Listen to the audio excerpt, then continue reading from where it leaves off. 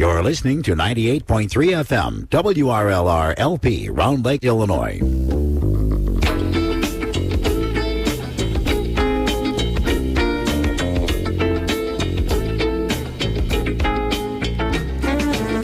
This is Word of Mouth. I'm Jim Wunderlich. My guest today is Charles Troy, America's most acclaimed musical theater historian, a graphic designer, and former theater lyricist. Charles has developed more than 50 multimedia presentations on musical theater subjects. These visually seamless presentations combine original graphics, edited audio tracks, illustrated video clips, and sometimes live performers, all coordinated with a scripted narrative that weaves the pertinent events into a dramatic tale. Troy appears often in his native Chicago, the York Theater Company in New York City, and the Cole Festival in Peru, Indiana. Charles is here today to discuss his career and to share his insights regarding the musical West Side Story that coincidentally opens tomorrow at the Lyric Opera House in Chicago. And Charles, welcome to Word of Mouth. Thank you, Jim. Good to be here. Really great to have you. And before we talk about your present career as a musical theater historian, which is a unique job to say the least, and then your insights regarding West Side Story, can't wait to hear about that. I'd like to just back up for a few minutes, just a bit, and get a little bit of your past. What first ignited your interest in musical theater? Believe it or not, FM radio. It was a Saturday night in late 1959, and I was a dorky 13-year-old freshman in high school doing what dorky 13-year-olds did, which is sit around the house. And so I was fiddling with my FM radio dial. I don't know why. I normally didn't do it. Happened on a program called Opening Night, and they played original cast albums. I had never seen a musical before, but somehow I was captivated by the start of this program, and I listened for the whole hour, and by the time it was done, I was hooked. Do you remember or recall the very first musical that they were featuring? Oh, easily. It was Fiorello. I'll be darned. Fiorello, which had just opened in New York, and I was just so enraptured that the next day I just started to buy and learn everything I could about musical theater. So that was when you were a freshman in high school. Yes. Going to fast forward. I know a little bit about your backstory. You went to Evanston High School, and I guess it was your senior year at Evanston Township High School, and this is interesting, that you wrote an original show. What was that all about? Well, by the time I was a senior, I realized that because I like to write, that my ambition regarding my big passion was to be a Broadway lyricist. That was my dream. And then I got appointed onto the board of the annual student talent show, which was literally a talent show. People played their accordions, whatever. But then I was dating a girl who was also dating a guy from New Trier, and he took her to Lanyap, which was the New Trier annual show, and it was an original show, student written, and she couldn't stop raving about it. So I thought, oh my God, that's what we should do. I'm on the board. I'm going to convince the board that this should be an original show. I did. I wrote virtually all of it. Completely original stuff, material. Yeah, there were a lot of song parodies, but some were, but I wrote all the lyrics, and anyway, it went very well, and the show, which is called Yamo, became an original show ever since. May I tell a little anecdote? Please, go ahead. Yeah. Afterward. Okay, so this has been going on for now well over 50 years, and I figured, This is quite a legacy here, Charles. That's what I thought. I thought this is what should be on my tombstone. So, okay, then a few years ago, I learned that Evanston is doing an all-year reunion of Yamo. And I thought, oh, well, I have to go to this. I will walk in. I will be the founder of Yamo. So I talked to the woman who was running the reunion, and I tell her my story. She calls back and said, well, our board wasn't crazy about the fact that New Trier was the inspiration for this. Oh, my goodness. And I said... Such a rivalry. I said, okay. And then she doesn't call again for a while. They're doing an all-year review, as part of the weekend. And so I was waiting for her to call and say, well, what song from your show should be in there. So finally she does, calls, and I said, here's what I think. And she said, well, actually, the program is planned already. And then she said, and we're not mentioning anybody's names. And I said, you know what?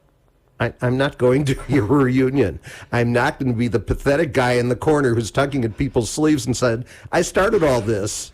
Well, the radio world now knows, so that's one thing. So that's wonderful. But it did indicate to me that, old guys, life moves on, and what do you think was important ain't important to the next generation. Well, before we move on, let's move back again. Sure. So you finish at Evanston, you go to University of Michigan. Yes. And then I'm going to forward to your senior year at University of Michigan. And I understand there, though, you wrote a original musical. Is that correct? That is correct. It happened to be the sesquicentennial of the 150 university. years? Okay, yeah. 150 years, 1967. So they had an all-school contest for an original show. I entered. I won, and they produced the show for 10 performances, which opened the weekend of the huge blizzard in January of 1967. So it was a strange weekend, but a thrilling experience. A little bit about that musical at the University of Michigan. What was the theme of that musical? Well, again, it was a review. Oh, it was a review. Okay. Yeah. Okay. Mm-hmm. I had not written a book show at all up until then. Okay. And so I'm going to fast forward a little bit. After graduating from the University of Michigan, you set your sights for New York City. Mm-hmm. And kind of interesting, you enrolled in a songwriting workshop. Right. It was the first, now there are programs at many universities about musical theater, some of which how to write a musical. This was the first one that ever existed, as far as I'm aware. I imagine, yeah. It was conducted by an esteemed musical theater director and conductor named Lehman Engel. And he had come up with principles as to how shows should be written, and he thought he could teach them to a new generation. So this was a big deal, and I auditioned for it and got in the workshop, and it was a tremendous experience for me. So what goes on in a workshop like that? And this, since it is interesting, since this was probably the first of its kind, what types of techniques were you learning there? Basically, he would break down the kinds of songs in a show into patterns or types. The opening number, the want song, which is the first song sung after the opening by the main character who tells what he or she wants, and that kind of propels the show. Musical scenes, ballads, comic numbers, etc. Charm song was a particular invention of his that he wanted us to write. The charm song? The charm song. Okay, what's that exactly?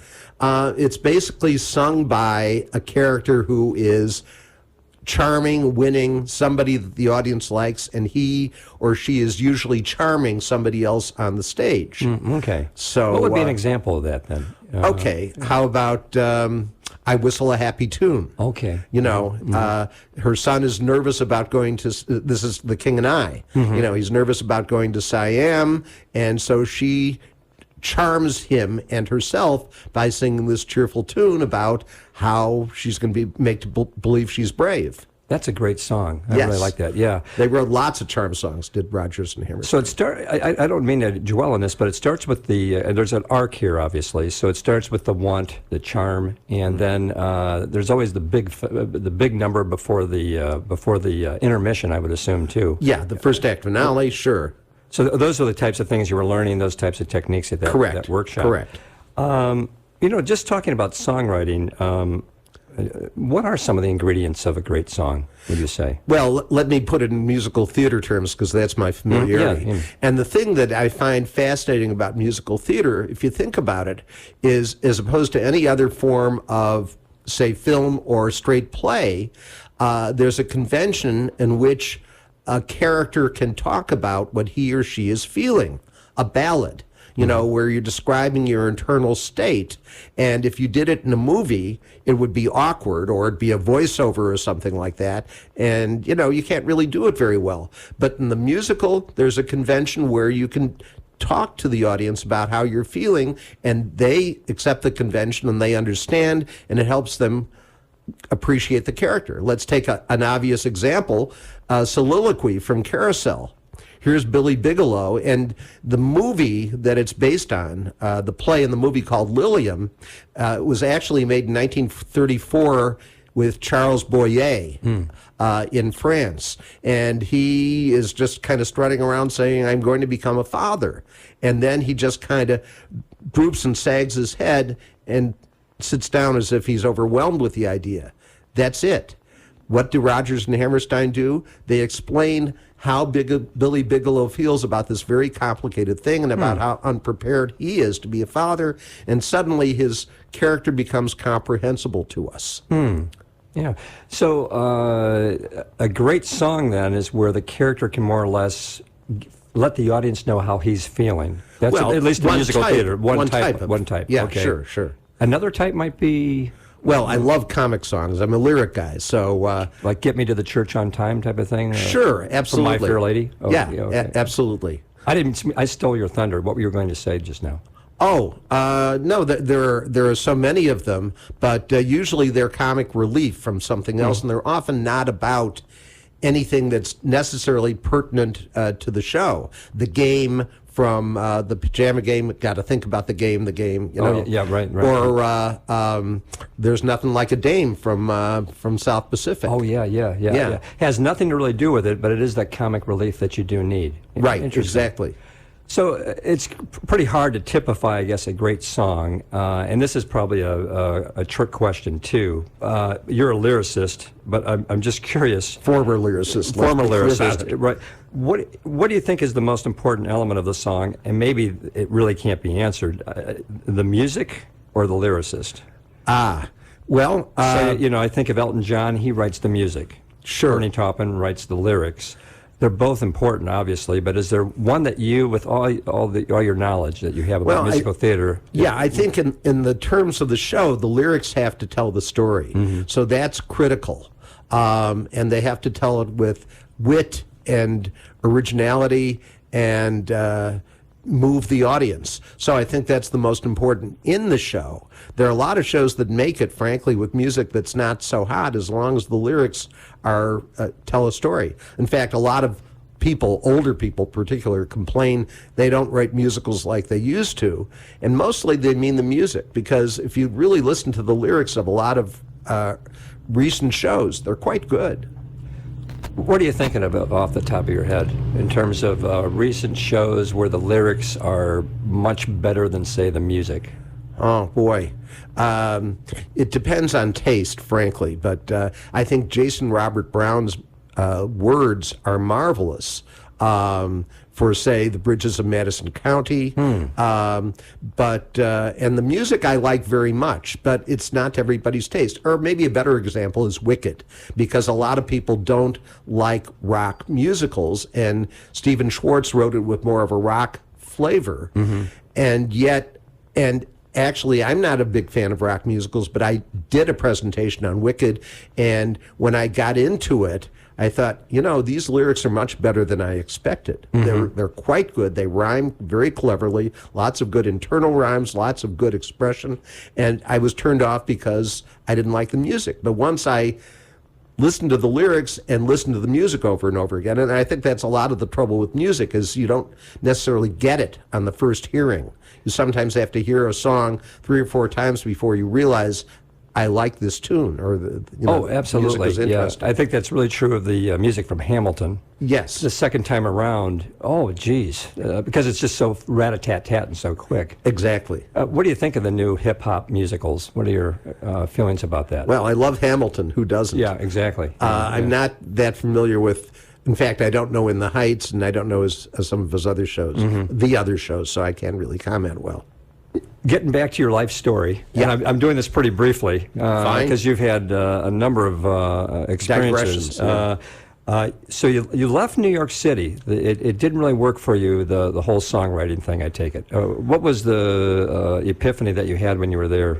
Amusingly, it was in the musical theater workshop. Lehman Engel brought in his star pupil. There were 2 classes, a beginner's class, which I was in, and an advanced class. So he brought in his star of the advanced class for us one day to play his stuff. And I suppose the idea was to show us what was possible. So this fella came in and played his treatments of A Thousand Clowns and The Americanization of Emily, 2 movies from the 1960s. They were brilliant. It was one of the most amazing afternoons I ever had, and I thought, and he wrote both music and lyrics, and I thought, my God, this guy is so good, and if he is still unknown, what the hell am I doing here? It didn't end up that way. He ended up being the guy who wrote the lyrics for a chorus line. No kidding. Yeah. That's a great story. Wow. Yeah, yeah. Well, you were in the presence of greatness at the time. Yeah, I was. Well, you knew you were, but you didn't realize it was going to be a chorus line, for God's No, sake. hardly. Yeah, that's a great musical. Yeah. I love that musical. Yeah. So you leave New York City, you come home, spent a few years as an advertising copywriter. Yep. And then joined the family-run textile business for lot of parental pressure for there, 2 yes. decades. Yeah, which is kind of a far cry from musical theater. And I guess then I'm going to leap forward. How did you? We now know you as a musical theater historian. How did you make the leap from textiles to what you're doing now, doing these multimedia presentations that fill tons of seats? Well, my first impulse in 1990 was that I wasn't happy with what I was doing. I was a terrible businessman. My father had passed away 8 years before. My mother was dying, and I thought, there's nobody left to please, so I might as well please myself. So what did I do? My brother-in-law was fiddling around with this new technology called desktop publishing on the Mac.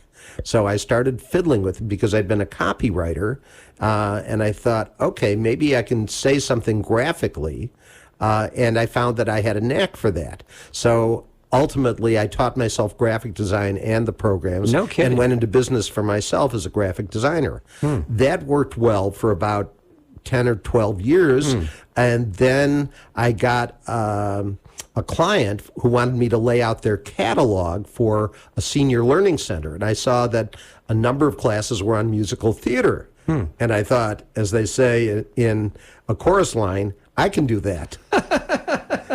So I started doing it in the way that you had to do it at the time, popping in the DVD, popping in the CD, and basically giving a lecture. But then I realized that I could, through this software, Keynote for the Mac, which is the equivalent of PowerPoint, that I could design the whole thing myself in Photoshop, which I had the skill to do, bring it into Keynote, and make it into this seamless presentation.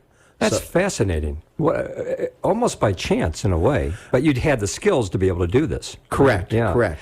You were on the cutting edge of 1990 doing the desktop publishing. That's just when that whole thing was starting. So you really, how did you? The timing was perfect. It was just you just had a proclivity for that. I take it. Yeah, I was lucky, because I thought, what am I going to do after the business world? Gee, maybe I'll become a salesman for the same kind of products. That didn't sound very good. This was just a fluke. I've made a lot of decisions since 1990 that have just worked out beautifully. Well, what intrigues you so much about musical theater that you've developed these multimedia presentations on the story behind the show?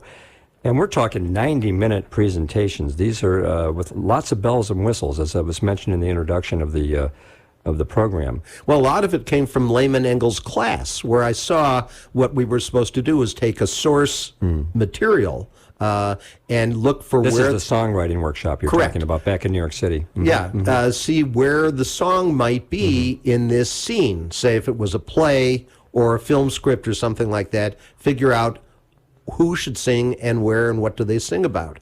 So when I started getting back to musical theater after all these years, I was intrigued by reading scripts like Green Grow the Lilacs and saying, oh, look, here's the germ of the Surrey with a Fringe on Top. It's right here. You can see how Hammerstein got from Lynn Riggs's dialogue from point A to the song in point B. And that fascinated me. So the story behind the show is essentially taking the source material and seeing where the songs came from and just basically making my own assumptions that are obvious. Look what he did here, look what he changed, and look what the song became. So Surrey with a Fringe on Top. Was that a process then of putting that, of getting the lyrics and the music and tightening that up to where it sounded like it did? Yeah, well, Rodgers and Hammerstein's... They're amazing. Yeah. No kidding. Yeah. Their methodology was basically that Hammerstein would write everything first and then bring it to Rodgers, which was a total switch for the two of them from the way they'd operated until then. But Hammerstein wanted to be he wanted to be a dramatic lyricist, not fit words to pre-written melodies, which is what he'd been doing. That's all Jerome Kern wanted him to do, etc. So that's what he did. But he would do that, and then Rodgers got to look at Hammerstein's words and adjust them melodically, make them something dramatic. And he hadn't done that before. He had basically been writing preordained tunes, an up-tempo dance number or a ballad, and then Larry Hart would write the words to it. So this way he got to be the dramatic composer. So it was their methodology that made them special and different. So Lerner and Lowe, would they do it? I'm just taking another famous songwriting team. They would do it the traditional way, music first, then write the lyrics? And whereas, if I'm following you correctly in this line of thinking, well, except that they came after Rodgers and Hammerstein. Right, I'm talking about the people who came before. Usually, it was music first, and you plug in the lyrics. Okay. Lerner and Lowe's methodology was a little different in that Lerner would usually try to come up with a title, then he would give it to Fritz Lowe to noodle around with, make that into a song, and once they got a melody they both liked, then Lerner would come back and write the lyrics to Lowe's tune. So basically, they did a little bit of both. That's wild. Yeah. I guess any process, as long as it works. But is the traditional, for the most part, what's still, in other words, the traditional being, is it usually music first, then lyrics for the most part? I would think, and I don't know this for sure, but I would think the lyrics have become so complicated, they almost have to be first. Often, a composer and lyricist will work I just said music first, then lyrics, but you're saying lyrics first, then music. Yeah, in other words, or at least side by side. Okay. You know, although lyrics are so complicated, I find it hard to imagine that you can sit and write a lyric while the composer is breathing down your neck. So I don't know. True. Yeah. That would be tough. It's a fascinating process. And I guess I'm getting away from musical theater, but Lennon and McCartney, for many of their songs, would sit down together and hack it out together, and both words and music together. It's very interesting. So when you play an audio track, and this I'm talking about your multimedia presentation now, is anything going on while the audience listens to the song? For example, like if I'm Surrey with the Fringe on top, or maybe there's a better example. Sure. Yeah. Well, my feeling is if it's just an audio track, that having a still slide on the screen is kind of deadly. The audience is listening, but they need something to focus their eyes on. So what I did right from the start, and people tell me this is one of the best things about my presentations and my method, is I display the lyrics on the screen so that people can read it as they hear it, and then they appreciate the lyrics. And as I said, I'm a lyric guy, so they appreciate the structure of the lyrics, how it rhymes, how well it's constructed, and that makes it work. Yes. I want to talk to you a little bit about you as a lyricist. What's the process for you? Exactly. When you were writing lyrics for songs? Well, it was easier for me to work first and write the lyrics. But I found if I was writing a ballad, that it was much better if I listened to the music and then was kind of directed by the mood of the music into what the lyrics should be. That's how Johnny Mercer worked, by the way. He did. He was best just hearing the tune and then almost going into a trance, and then let the music work its way on him and see what associations it brought, and he would then kind of come out of his trance with a lyric. So he would work with Mancini. Mancini would write the music. Yes. And so let's just take, I don't know if you're familiar with, or if you have the research on this, Moon River, for example, the classic. So Mancini writes this beautiful tune, And then you're saying Mercer would just kind of hear the melody and then go into this kind of like trance state, and then the words would come out like Huckleberry Finn or whatever the heck it was. I mean, it's Huckleberry Friend, but Huckleberry. Yeah, I'm sorry, Huckleberry Friend. Yeah. Well, you picked a good one for me because it's in my Mercer presentation, and I tell the story quite well. Please. Well, actually, this was late in Mercer's career. It was after rock and roll started. He had no expectations that the song was going to be a hit. Basically, he had not worked with Mancini before. Mancini wrote the tune. He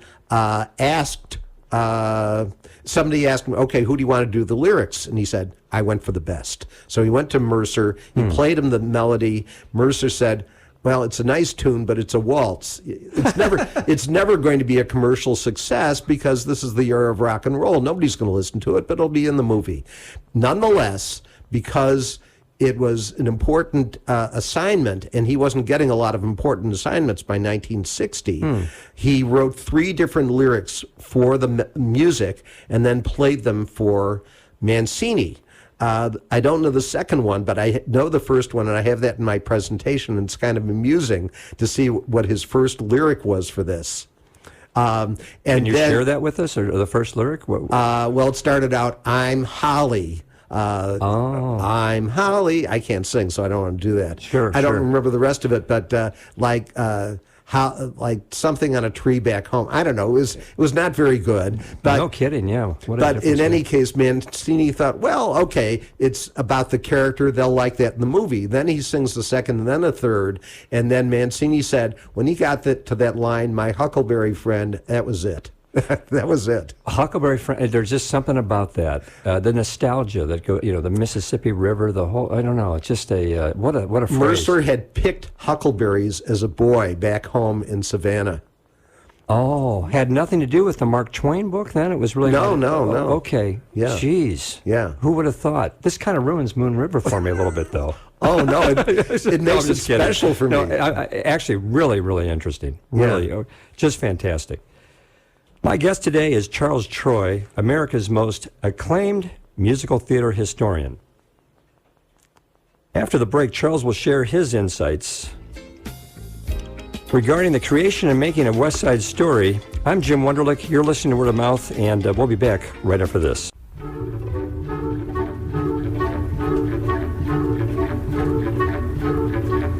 Could be, who knows? There's something due any day. I will know right away, soon as it shows.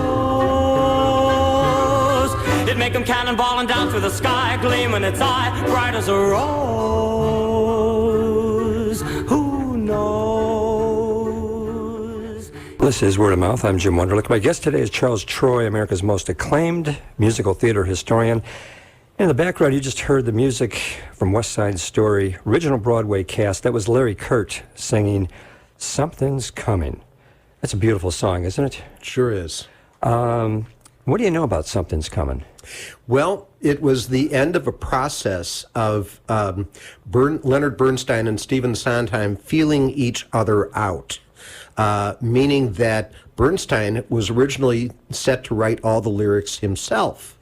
What changed his mind was how thin he had been spread. He was actually also working on Candide at the same time, plus his other activities, which were many, and he realized he needed help.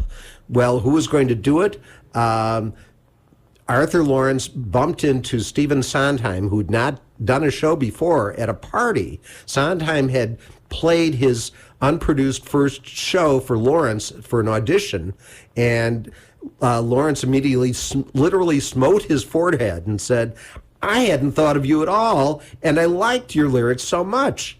And suddenly, Sondheim was hired to be the co-lyricist with Bernstein. Wow. And he was all of 25 years old at the time, too. Correct. Yeah. And the problem is that he didn't think much of Bernstein's lyrics that were there already. And so he tried as much as he could to rewrite or edit them. And he made changes to various songs that had already been written by Bernstein, like One Hand, One Heart, or I Feel Pretty. But by the end of the process, they were now in rehearsals and realized that they needed a new song for Tony, that he didn't have anything to sing before he sings Maria. And so something should be written for him. And Lawrence had this piece of dialogue that was clearly right there. It was the germ of the song. So he had written something like, something's right around the corner, it's down the river. I mean, it was right there. So Bernstein and Sondheim realized this should be the kernel of the song, and they wrote it together. It was the one song they wrote together for West Side Story. Who would have thought? Boy, that's such a beautiful song, too. Yes. It's just something else. Beautiful. You know, we probably should back up a little bit. If you're just joining us, Charles Troy has been here for the duration, and in the first segment we talked about his multimedia presentations, and what we'd like to focus on this segment is one of those presentations, and that's West Side Story, which we segued from Something's Coming. And you were mentioning a bunch of names there. Maybe we should talk about some of the principles. West Side Story, a musical with book by Arthur Lawrence, and you had mentioned his name before in your story just moments ago. Music by Leonard Bernstein, and lyrics by Stephen Sondheim, the 25-year-old wonderkind at the time. It was inspired by William Shakespeare's play Romeo and Juliet, and the original 1957 production was conceived, directed and choreographed by Jerome Robbins, and the producer was Harold Prince. Those are all the principles of the musical West Side Story that eventually was opened in 1957. You know, we ought to talk a little bit about Jerome Robbins. He kind of gets lost a little bit sometimes because the music is so powerful. We talk about Bernstein and Sondheim, but he's the guy who came up with this idea. Yes. I'm kind of wondering, okay, so and I don't know, I assume he saw Romeo and Juliet, and then all of a sudden he came up with, geez, let's modernize this. What was his inspiration to update Romeo and Juliet into a musical? His friend, Montgomery Clift. Montgomery Clift was about to play Romeo in an actor's studio version of Romeo and Juliet. He was about to play the lead. And it just didn't speak to him. So he thought the part was very passive. So he said to Jerome Robbins, his friend, I don't know how to play this. Can you figure out a way that I can relate to this or make it more contemporary? So Robbins started thinking about it, and he took it as a personal challenge because he was a choreographer who wanted to be a director. And he hadn't directed anything yet. And then he had this burst of inspiration.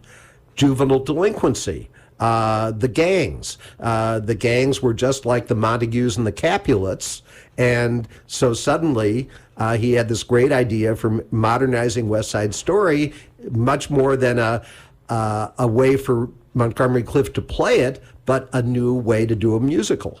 So it was the actor Montgomery Clift, who I could see playing a juvenile delinquent very, very easily. Did he see an article about juvenile delinquency, Robbins, or was it just kind of it's hard to say where that light bulb came on. Well, there was certainly a lot of articles about juvenile delinquency at the time. It was in the air. It was a relatively new term, so it must have seemed like a very edgy kind of thing to have thought of.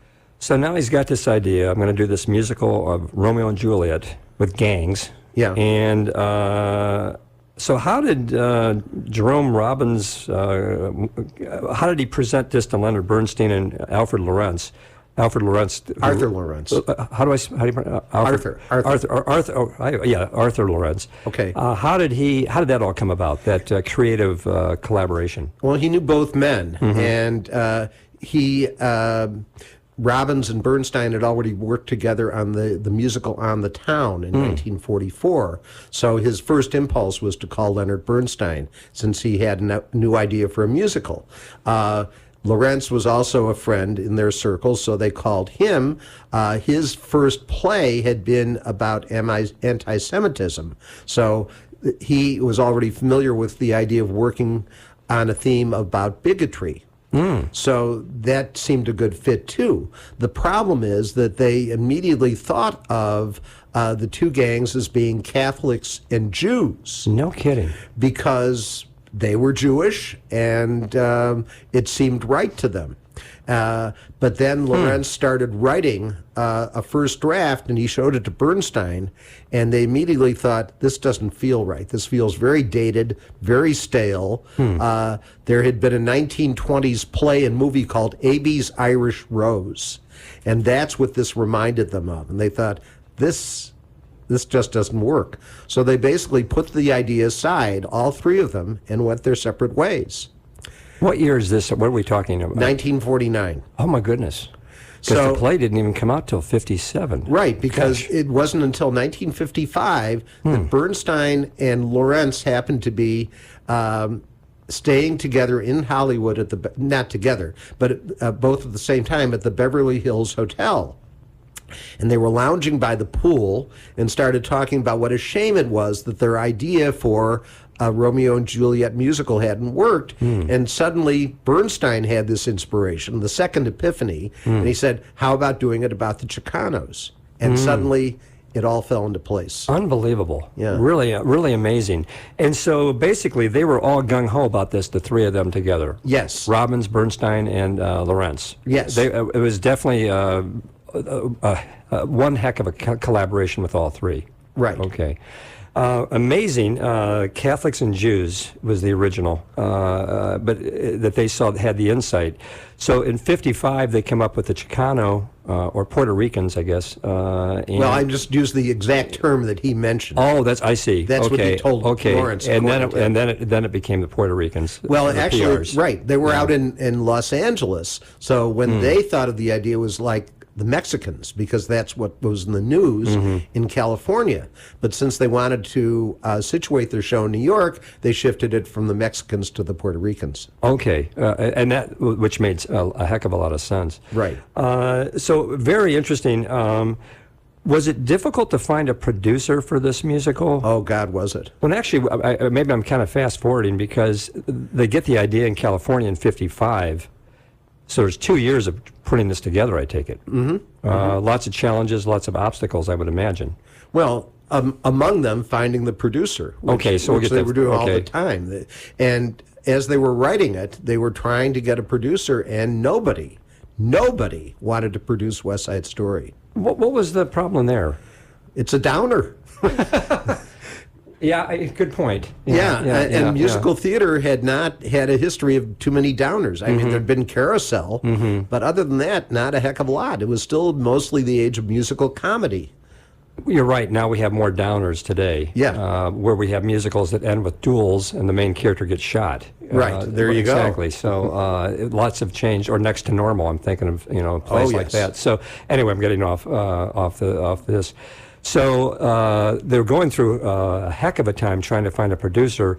What finally convinced Harold Prince? I guess he was the main producer, if I'm not mistaken. There's a step back. Your brow was furrowing there. Okay. No. Actually, Prince and his co-producer, Robert Griffiths, turned it down originally. And the only person they could get to produce it was named Cheryl Crawford. She was a veteran producer, had produced Brigadoon, other shows, took it on, and then started getting very uncomfortable with it for a number of different reasons that I talk about in my presentation. And finally, just 6 weeks before rehearsals were to begin, she pulled out. Oh, my goodness. They had no producer. And what was her reason for pulling out? She had an audition to raise money for the show, and among wealthy New Yorkers, and she couldn't raise a single cent for her slum musical. Unbelievable. So she thought, okay, this isn't going to work. She dropped the idea. They didn't know what they were going to do. Sondheim then, he was involved by this time, he picked up the phone and called his friend, Harold Prince, that night, with supposedly no ulterior motive, because Prince had turned it down before. And he told them his troubles, and Prince said, why don't you send it to us again? We haven't seen it for months. Prince took one look, showed it to Griffith. They loved it. They got their investors, and it went on schedule. So getting investors, that wasn't a problem, getting investors then at that time? Or Well, they had quite a track record before that. They had started producing with the Pajama Game in 1954, had also done Damn Yankees. They had enough of a track record that I guess in 6 weeks they managed to pull all their supporters together. Unbelievable. Yeah. Any idea what a musical back then, putting it together, the cost of something like that? I'm just curious. I don't know if there's a figure out there in today's dollars, what it would have been. Oh, I don't know about today's dollars, but I think musicals then were, well, hell, Oklahoma was 90,000. I remember that. By the mid 50s, it was maybe about 300,000 or something like that. Nothing like now. Did Sondheim, you talked a little bit about him before, did he come on then in 55, 56? Is that when he came on then? Correct. Okay. Yeah, All right. he was there for the last 18 months. Okay, so he was, so really now you had the whole team there together for about almost 2 years, or 18 months to 2 years, to put this thing together by And 1957. he influenced the course of the musical significantly. There's a woman named Meryl Seacrest who's written biographies of both Bernstein and Sondheim. She's seen Bernstein's original lyrics at the Library of Congress and calls them maudlin and pretentious. The show would not have been a success had Sondheim not have gotten involved, which is ironic because in later years, his contribution to West Side Story has bothered him more and more, in part because he didn't write all the lyrics, I guess. That he came in late in the project, had to do this kind of surgery on Bernstein's stuff, and we saw a production of his Follies in 2011 at the Kennedy Center, and I read through the bio in the playbill, and I was astonished. I had to read it twice. He didn't even mention West Side Story in his bio. I don't believe that. That's unbelievable. Yeah, I know. I was astonished. Geez, because his contribution, as you said, was just so impactful. Yeah, I know. Who did Officer Krupke? Was that Sondheim too? I'm just curious because that's one of my favorites. And that's kind of the comic song you were talking about before. In our first segment, we were talking about comics when we were talking about kind of the arc of a musical. And in a way that would be one of the comic relief songs, the Officer Krupke.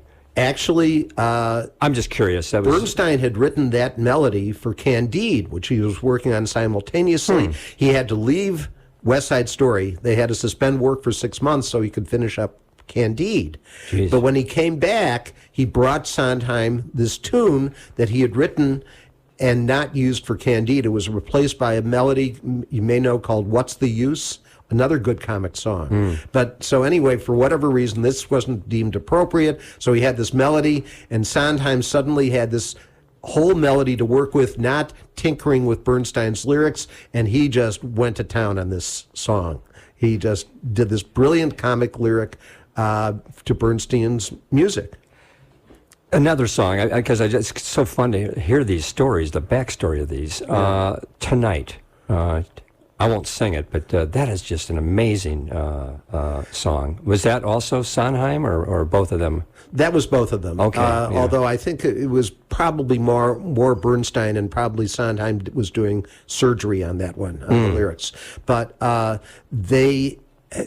Robin's original concept for the show was, okay, Romeo and Juliet, we've got to have a balcony scene. So what's the balcony scene in West Side Story? Obviously the fire escape. So they had this idea of the fire escape scene, and instead of what light through yonder window breaks, et cetera, that Romeo says, it was going to be a song. But they didn't know what song, and they had One Hand, One Heart, and they had Somewhere already. And they thought both of them, I don't know, they were very somber and they needed something more uplifting and soaring. So they actually went to Oscar Hammerstein and said, what do you think? Are either of these songs right for the balcony scene? And he said, no, you need something, you're right, you need something different, more uplifting. And that, okay, you mentioned briefly that I do these film clips. Okay, so one of my film clips in my West Side Story presentation is a real find. It is Larry Kurt and Carol Lawrence singing Tonight on the Ed Sullivan Show in 1958. Oh, man. Yeah, it's miraculous. So I play that in my presentation. Oh, just what a number. What a number. Yeah. Well, lots of challenges in West Side Story, without a doubt. And we're going to get back to Charles Troy. If you're just joining me, my guest today is Charles Troy, America's most acclaimed musical theater historian. And you're listening to Word of Mouth. I'm Jim Wunderlich, and we'll be back after we take this very short break. Anita's gonna get her kicks tonight. We'll have our private little mix tonight. He'll walk in hot and tired, so what? Don't matter if he's tired, as long as he's hot. Tonight won't be just any night. Tonight there will be no morning star. Tonight, I'll see my love tonight, and for us, stars will stop where they are. And you're listening to Word of Mouth. I'm Jim Wunderlich. My guest today is Charles Troy, America's most acclaimed musical theater historian. In the background, you hear music again from West Side Story, and beautiful. That's Larry Kurt again with Tonight, and before that you heard Chita Rivera, which kind of brings me up, maybe we can segue a little bit to that, Charles. Casting for West Side Story. We've been talking about all the work that went in the behind the scenes to get this thing off the ground. My goodness, Jerome Robbins comes up with the idea years and years before it even came out in 1957. Well, let's talk about casting. Any challenges there? Huge challenge. When you think about it, musicals had, up till then, had a separate, three separate groups: the leads, a chorus of singers, and a corps of dancers. And if you think about Oklahoma, for instance, in the famous Dream Ballet that ends the first act, in 1943 when it opened, Curly and Laurie backed off so that the dancing Curly and Laurie could take over. And that's kind of how things were done. Everything was separate. But here was this show by Jerome Robbins in which everybody had to be able to move. So basically, they had to find people who could both sing and dance, and that was a real challenge because that was not the training up till then. A lot of male parts too. You had to have singers and dancers. There's a lot of male leads in that. Right, but basically, first they tried because they wanted this to be an edgy production. They thought, okay, let's look for talent in the mean streets of Manhattan. Didn't find anything. Finally, they settled on choosing dancers who could also sing and looked tough enough. That was not an easy. So it went dancers, who hopefully could sing, but dancers who looked tough enough. Yeah. Interesting. Yeah. The singing was kind of secondary. Right, because actually yeah. Bernstein didn't want a very finished, polished sound to it. He wanted it to have a more kid, unfinished sound because this was such an edgy musical. Rough and edgy, yeah. Who's your favorite character in West Side Story? Oh, I guess it has to be Tony. Okay. I mean, the guy who had the dream of how things could be better than they are, and life defeated him, basically. Sure did. Yeah. It did. So does West Side Story have a shelf life? It certainly has so far. Will folks still be interested in it 62 years from now? That's what we're talking now. I mean, isn't it amazing? It came out in 1957. When you think about it, but when you think about it, Romeo and Juliet has been around for 400 years. So if it can last for 400 years, then who knows how long West Side Story can last? I want to ask you this. Your multimedia presentations, they sound just fabulous, and I've got to get to one soon, though I feel like I've kind of been to one already in a way. But what's the most satisfying aspect that you have in giving multimedia presentations? Like, for example, West Side Story or My Fair Lady or the different ones that you do. Well, as far as actually performing them or giving them, the audience reaction is, of course, very special. When you say something that the audience didn't know and that is interesting and you get an almost audible gasp, that's very cool. And when I say something that is amusing, either my own joke or just quoting something from the the story and people laugh, that's very cool too. If folks want to see you in the future, where's your next presentation? Well, I'm doing the creation of West Side Story at the Cook Library next Tuesday night, I believe. Amazing. That's May 7th. Yes. 6:30 p.m. at the Cook Library in Libertyville. Correct. I'm also, now I know this is not Lake County, but it's just over the line. I've got this very exciting gig at the Woodstock Opera House. Oh, wonderful. Yes, I did 7 presentations last year in 7 months, and they went so well that I'm now doing 5 more this year, and the first one is a week from Tuesday, May 14th at 7 p.m. Fantastic. The Woodstock Opera House is such a cool Beautiful. place. Yeah. Orson Welles area. Oh, yes. Paul Newman, too. You got it. Right. Yeah. Charles Troy, thanks for being on the program today. This has been a blast. Thank you so much. You are welcome, Jim. Thanks for the opportunity. If you wish to contact Charles, please visit his wonderful website, www.charlestroy.com. And thank you for tuning in. And a reminder, Word of Mouth is on the air the first and third week of the month. My next show will be on Thursday, May 16th at 11 a.m. And thank you for listening to Word of Mouth on WRLR, Round Lake Beach, Illinois. I'm Jim Wunderlich. Have a great day.